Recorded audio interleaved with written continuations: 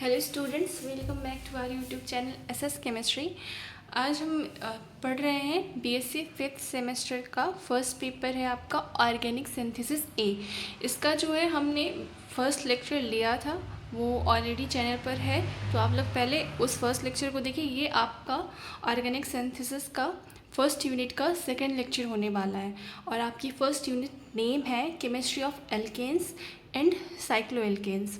तो उसमें जो हमारा फर्स्ट लेक्चर था उसमें हमने जनरल सी बातें सीखी थी, क्लासिफिकेशन ऑफ एल्केन्स, ये सारी चीज़ें, सैचुरेटेड अनसैचुरेटेड एल्केन्स क्या होती हैं, ये सारी चीज़ें हमने पढ़ी थी। ठीक है, तो इसमें अब हम देखेंगे क्लासिफिकेशन ऑफ कार्बन एटम। ठीक है, ये भी एक जनरल सा इंट्रोडक्शन ही है। फिर आपका मेन चीज़ स्टार्ट होता है प्रिपरेशन से, एल्केन्स की प्रिपरेशन से आपका मेन जो है टॉपिक कह लें या फिर कह लें कि इम्पॉर्टेंट टॉपिक, वो वहाँ से स्टार्ट होता है। ठीक है, तो हमारा क्या है फर्स्ट अभी का टॉपिक क्या है, क्लासिफिकेशन ऑफ कार्बन एटम। तो हम जो आपका कार्बन एटम है उसको हम क्लासीफाई करते हैं 4 टाइप से, primary carbon, secondary carbon, tertiary carbon and quaternary carbon.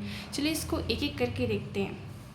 आपका प्राइमरी कार्बन क्या होता है, एक ऐसा कार्बन जो अटैच होता है किसी सिर्फ एक कार्बन एटम से, उसको हम प्राइमरी या फिर 1 डिग्री कार्बन कहते हैं। फॉर एग्जाम्पल से समझते हैं, जैसे यहाँ पर आपका CH3 एंड CH2, मान लीजिए CH2OH, ये आपका एथिल अल्कोहल है। ठीक है, यहाँ पर अगर हम इस कार्बन की बात करें तो ये कार्बन आपका 1 डिग्री कार्बन कहलाएगा। क्यों कहलाएगा? क्योंकि ये जो कार्बन है ये सिर्फ एक कार्बन से अटैच है, तो इस कार्बन को हम क्या कहेंगे, 1 डिग्री कार्बन। और यहाँ से एक बात आपके मन में और आ सकती है कि ऐसे ही आपका CH4 तो प्राइमरी कार्बन होगा। नहीं, क्योंकि यहाँ पर ये किसी और कार्बन से अटैच नहीं है। आपका अगर हम मीथेन की बात करते हैं तो मीथेन आपका जो होता है इसे हम सुपर प्राइमरी कार्बन कहते हैं। ठीक है, तो ऐसा कार्बन जो किसी एक कार्बन एटम से अटैच होता है उसको हम 1 डिग्री कार्बन एटम कहते हैं। और यही चीज़ आपका हाइड्रोजन के लिए भी लागू होता है। जैसे हम लेते हैं एथेन, CH3 बॉन्ड CH3। अब इसमें आपका ये जो कार्बन है तो ये एक कार्बन एटम से अटैच है। ठीक है, तो इसे हमने क्या कहा, 1 डिग्री कार्बन। अब इस 1 डिग्री कार्बन से जो हाइड्रोजन अटैच्ड होंगे डायरेक्टली, उसे हम 1 डिग्री हाइड्रोजन कहेंगे। जैसे मैं अगर इसे ओपन करके लिखूं, CH3 बॉन्ड CH, ये हाइड्रोजन इसका, ये इसका हाइड्रोजन और ये इसका हाइड्रोजन। तो ये जो हाइड्रोजन्स है इसके, तो ये 1 डिग्री कार्बन से अटैच्ड है, तो ये हाइड्रोजन्स भी आपके क्या कहलाएंगे, 1 डिग्री हाइड्रोजन, क्योंकि ये किससे अटैच है, 1 डिग्री कार्बन से। ठीक है, तो अब हम बात करते हैं किसकी, सेकेंडरी कार्बन एटम, यानी कि 2 degree carbon atom. A carbon which is attached by 2 carbon atom is known as 2 degree carbon. Example के लिए CH3 बॉन्ड CH, यहाँ पर हमने लगा दिया एक CH3, इसकी वैलेंसी अभी कंप्लीट नहीं हुई तो हम यहाँ पर लगा देंगे क्या, CH2। अब इस कार्बन की भी 4 हैं। ठीक है, अब इस वाले कार्बन को हम देखें तो ये वाला कार्बन यहाँ एक कार्बन से अटैच है और इस तरफ भी एक कार्बन से अटैच्ड है, तो इसे हम क्या कहते हैं, 2 डिग्री कार्बन एटम। और इससे जो हाइड्रोजन अटैच्ड है, यहाँ पर फिर मैं इसे ओपन करके लिखूँगी, ये C और ये इसका हाइड्रोजन और ये है इसका हाइड्रोजन, यहाँ पर आपका CH3 ग्रुप लगा हुआ है। तो ये जो आपका 2 डिग्री कार्बन है, ये आपका 2 डिग्री कार्बन से जो अटैच्ड हाइड्रोजन है, इस हाइड्रोजन को हम कहेंगे 2 डिग्री हाइड्रोजन। ठीक है, अब नेक्स्ट है हमारा टर्शरी कार्बन एटम या फिर 3 degree carbon atom. A carbon which is attached by 3 degree hydrogen atom is known as what, 3 degree carbon. एक ऐसा कार्बन एटम जो 3 कार्बन एटम से एक ऐसा कार्बन एटम जो किसी 3 कार्बन एटम से अटैच्ड है, उसे हम क्या कह रहे हैं, 3 डिग्री कार्बन। ओके, एग्जाम्पल के लिए आपका ये CH3 ग्रुप एक यहाँ पर, एक CH3 ग्रुप यहाँ पर और एक CH3 ग्रुप यहाँ पर, और इसकी एक वैलेंसी बची, एक ही इसका हाइड्रोजन। ठीक है, इससे हम इसमें देखें, ये जो आपका कार्बन है इस कार्बन से अटैच्ड है, ये एक दूसरा कार्बन और ये एक तीसरा कार्बन। तो ये जो कार्बन है आपका सेंटर वाला, ये 3 कार्बन एटम से डायरेक्ट अटैच्ड है, तो इसे हम 3 डिग्री कार्बन कहेंगे और इस हाइड्रोजन को हम 3 डिग्री हाइड्रोजन बोलते हैं, ठीक है। और इसका नाम क्या होगा, कॉमन नेम, ये आप लोग मुझे कमेंट करके बताएंगे, ठीक है। और नेक्स्ट है हमारा क्वॉटरनरी कार्बन एटम या 4 डिग्री कार्बन एटम। तो ऐसा कार्बन एटम जो डायरेक्ट 4 कार्बन से अटैच्ड होता है उसे हम 4 डिग्री कार्बन कहते हैं। एग्जाम्पल के लिए ये आपका कार्बन, ये इसके यहाँ ये 4 एल्किल ग्रुप से जुड़ा हुआ है, न्यू पेंटेन, ठीक है। अब ये जो आपका कार्बन है, ये कार्बन आपका 4 डिग्री कार्बन कहलाएगा क्योंकि ये डायरेक्ट किससे अटैच्ड है, डायरेक्ट 4 कार्बन एटम से अटैच्ड है, इसलिए ये कार्बन आपका 4 डिग्री कार्बन। अब आप कहोगे 4 डिग्री हाइड्रोजन, कहीं दिख रहा है आपको इसके पास हाइड्रोजन? इसके जो भी हाइड्रोजन की वैलेंसीज थी वो तो सारी एल्किल समूह से प्रतिस्थापित हो गई, यानी हाइड्रोजन निकलता गया और एक एल्किल ग्रुप आकर जुड़ता गया, जिससे इसके पास तो हाइड्रोजन है ही नहीं।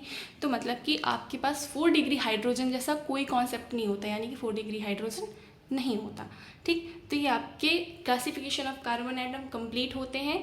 अब हम स्टार्ट कर रहे हैं general method of preparation of alkanes. तो इसका फर्स्ट मेथड आज हम पढ़ेंगे। आज जितना हम कंप्लीट कर पाएंगे उतना करेंगे, फिर बाकी हम नेक्स्ट लेक्चर में देखेंगे, ठीक है। तो सबसे पहले हम एल्केन्स का प्रिपरेशन देखेंगे, किससे, फ्रॉम अनसैचुरेटेड हाइड्रोकार्बन। मैंने आपको बताया था सैचुरेटेड हाइड्रोकार्बन वो जिनमें कि सिंगल बॉन्ड होते हैं और जिनमें डबल बॉन्ड या ट्रिपल बॉन्ड्स होते हैं वो आपके अनसैचुरेटेड हाइड्रोकार्बन होते हैं, यानी कि असंतृप्त हाइड्रोकार्बन, ओके।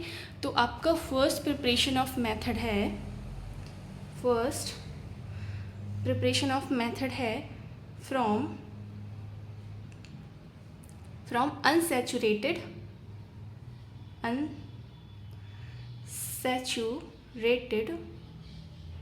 हाइड्रोकार्बन।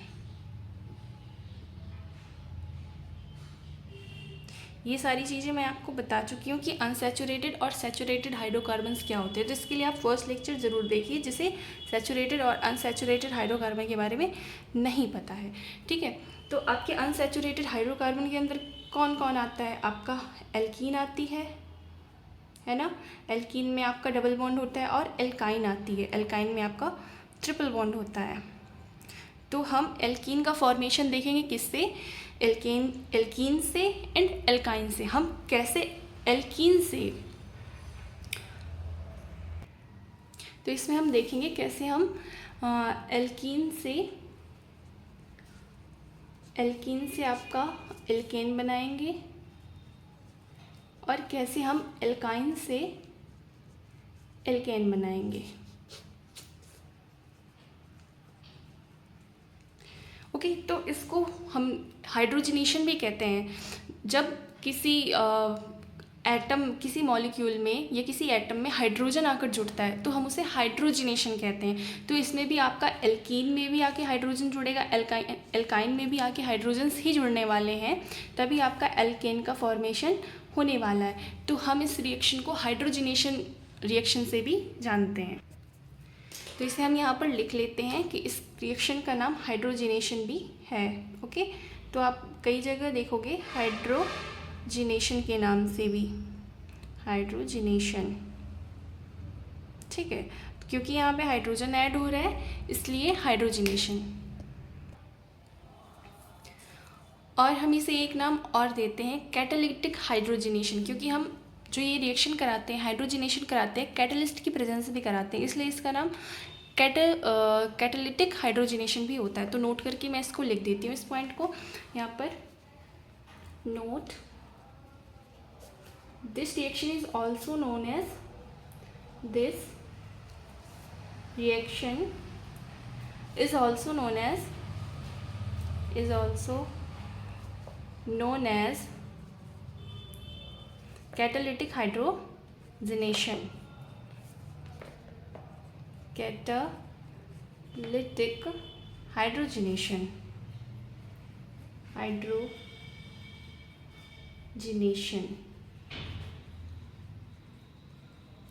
ओके, तो अब हम स्टार्ट करते हैं इस रिएक्शन को। पहले हम समझेंगे, फिर इसके बाद मैं आपको नोट्स दूंगी, ठीक है।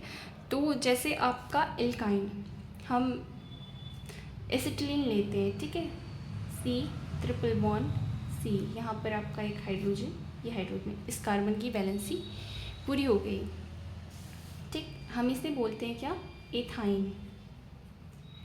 ट्रिपल बॉन्ड में आयन लगता है ना, ये सबको पता है, आप लोग 5th सेमेस्टर में है, इतना तो आपको पता ही होगा, ठीक है। अब हम इसका क्या करा रहे हैं, हाइड्रोजनेशन।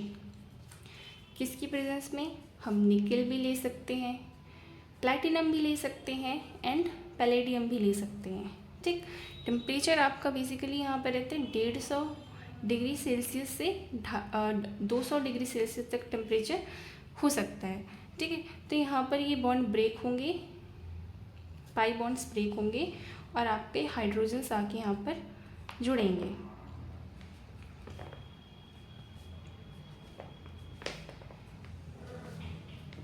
इनके पास एक एक हाइड्रोजन्स तो पहले से ही थे, अब दो हर कार्बन से दो हाइड्रोजन आके जुड़े हैं, तो यानी कि टोटल 4 हाइड्रोजन, तो हम इसके आगे 2 लगा देंगे तो इसकी वैलेंसी भी कंप्लीट हो जाएगी।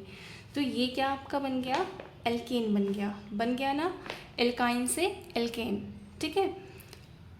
अब हम देखेंगे कि आपका एल्कीन से एल्केन, एक एग्जाम्पल ले लेते हैं, CH2 डबल बॉन्ड CH2, ये सबसे बेसिक आपका एल्कीन है, जिसे हम बोलते हैं एथीन। इसका जब हम हाइड्रोजिनेशन कराएंगे, इन तीनों कैटलिस्ट में से आप कोई भी एक कैटलिस्ट ले सकते हैं, ज़रूरी नहीं है कि तीनों ले, ये मैंने आपको दिखाया, तो आप निकल लीजिए, प्लैटिनम लीजिए या फिर पैलेडियम लीजिए, ठीक है, निकल या फिर platinum and also as palladium. Temperature वही रहेगा सेम, और यहाँ पर भी आपका क्या बन जाएगा, एल्केन। यहाँ पर मैं आपको ओपन स्ट्रक्चर करके इसलिए दिखा रही हूँ ताकि आपको अच्छे से समझ में आए। अब हम पहले मैकेनिज़्म देखते हैं इसका, कि ये मतलब रिएक्शन जो है हो कैसे रही है, ठीक है।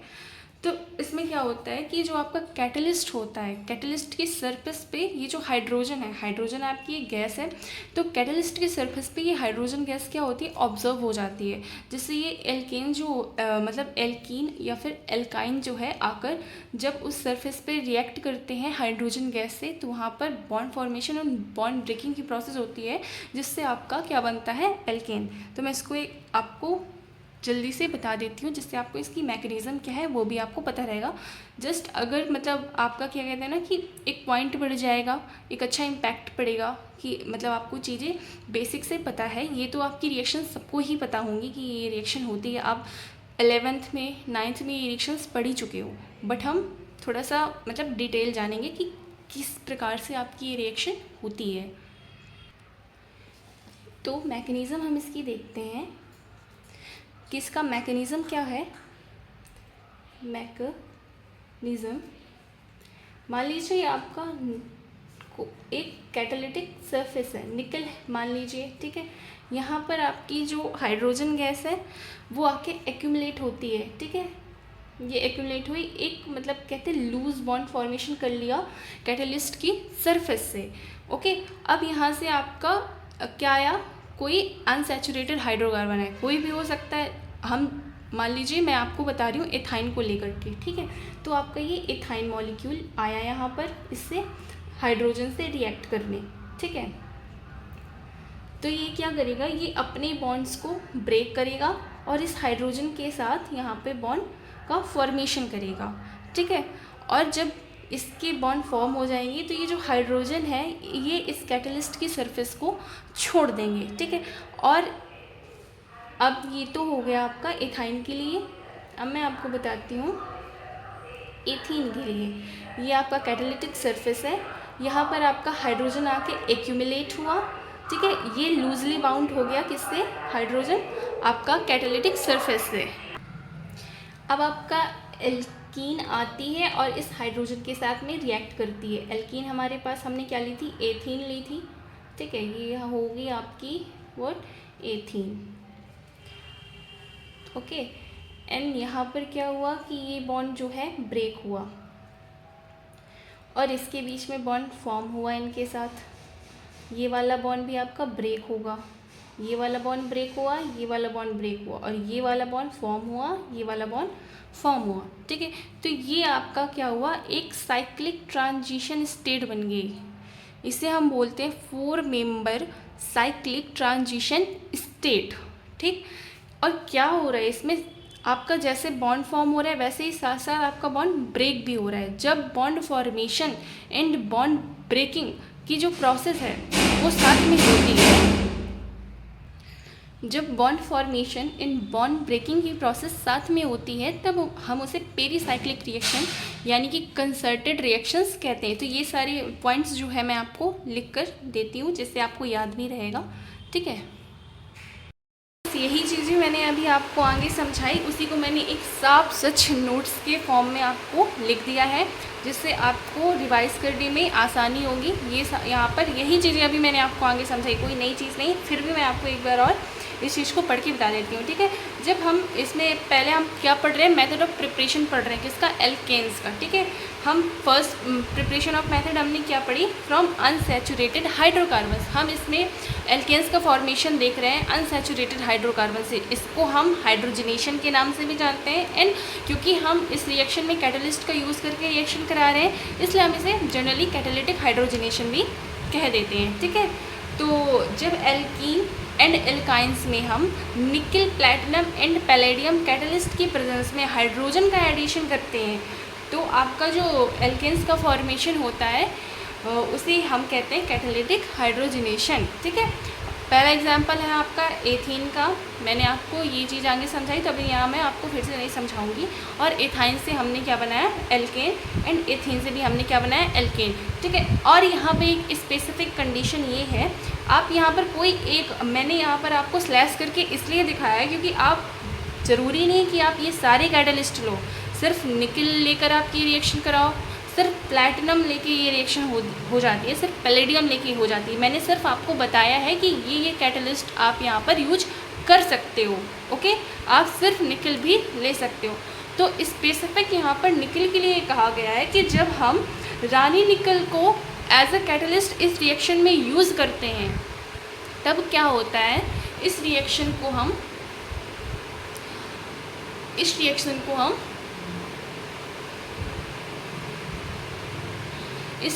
हम सेबाटायर-सैंडरसन रिएक्शन के नाम से जानते हैं। कब, जब हम रानी निकल का यूज़ करते हैं एज अ कैटलिस्ट। और यही मैंने आपको मैकेनिज़्म दिखाई कि यहाँ पर रिएक्शन कैटलिस्ट की सरफेस पे हो रही होती है, आपकी हाइड्रोजन आके इस कैटलिस्ट पे एक्यूमुलेट होते हैं। जब आपका कोई अनसैचुरेटेड हाइड्रोकार्बन आता है, एल्कीन भी हो सकता है, एल्काइन भी हो सकता है, आकर वो हाइड्रोजन से इंटरेक्ट करता है तो यहाँ पर जो इसका डबल बॉन्ड है ये ब्रेक होगा। ओके, और यहाँ पर इस हाइड्रोजन से बॉन्ड फॉर्म होगा और इस हाइड्रोजन के बीच जो बॉन्ड है ये भी ब्रेक होगा क्योंकि ये जो हाइड्रोजन्स हैं ये लूजली बाउंड है कैटलिस्ट की सरफेस से। जैसे ही ये इस एल्कीन से बाइंड करेंगे या फिर एल्कीन से रिएक्शन करेंगे वैसे ही इस सरफेस से ये अलग हो जाएंगे और आपका कैटलिस्ट आपको वैसे का वैसा ही प्रोवाइड हो जाएगा यानी कि मिल जाएगा। तो यहाँ पर क्या कुछ सेकेंड्स के लिए, एकदम माइक्रो सेकेंड्स के लिए या नैनो सेकेंड्स के लिए आपको एक 4 मेंबर साइक्लिक ट्रांजिशन स्टेट मिलती है। इस वजह से हम इसे कंसर्टेड रिएक्शन भी कह सकते हैं। कंसर्टेड रिएक्शन का मतलब होता है कि bond formation and bond breaking जो प्रोसेस है वो साथ साथ हो रही है। तो ये पॉइंट्स कुछ अभी आपकी बाकी हैं, उसको मैं आपको नेक्स्ट लेक्चर में करवाऊंगी, ठीक है, क्योंकि अभी वरना फिर लेक्चर बहुत बड़ा हो जाएगा। ओके, तो आज के लिए बस इतना ही, मिलते हैं नेक्स्ट वीडियो में। एंड आई होप सो मैंने आपको जो भी चीज़ें समझाई हैं, समझाने की कोशिश करी है, आई होप आपको सारी चीज़ें, सारे टॉपिक्स समझ में आए होंगे। और अगर फिर भी आपको कहीं कन्फ्यूज़न रहता है आप कमेंट करके बताइए, मैं आपका जो भी कन्फ्यूज़न होगा उसको नेक्स्ट लेक्चर में क्लियर ज़रूर करूँगी। ठीक है, थैंक यू फॉर वॉचिंग।